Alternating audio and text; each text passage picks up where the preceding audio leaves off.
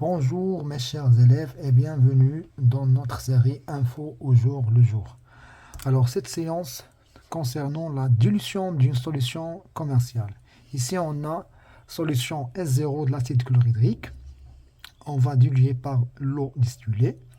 Alors on va comparaison maintenant la concentration C0 avec C1. Donc toujours C0 est supérieur à C1.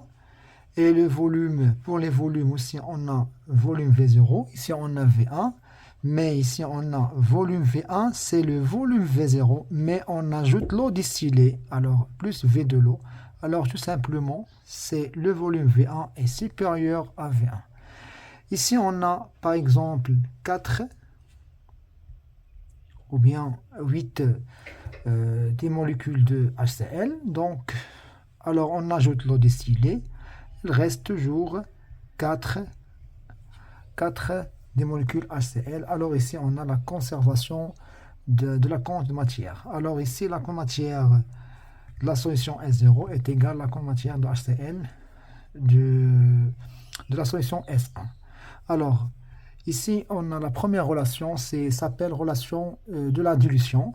Alors, N0, c'est quoi? C'est C0 fois V0 est égal C1 fois V1. Cette relation, c'est très importante. Donc, s'appelle relation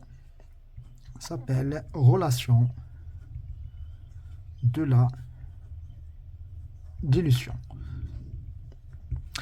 Alors, ici, on a d'autres relations, s'appelle facteur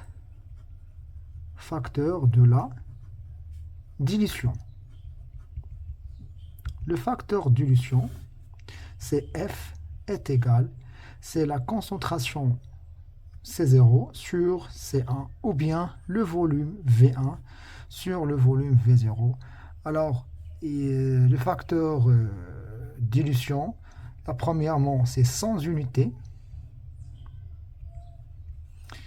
Deuxièmement, c'est le facteur toujours supérieur à 1. Dans ce cas, par exemple, on dit dans les exercices, on diluait la solution, par exemple, S0 10 fois. C'est-à-dire, le facteur de la dilution est égal à 10. Dans ce cas, C0 sur C1 est égal à 10 et finalement C0 est égal à 10 C1. Et voilà comment déterminer la concentration d'après le facteur de la dilution. Donc, bonne chance mes chers élèves.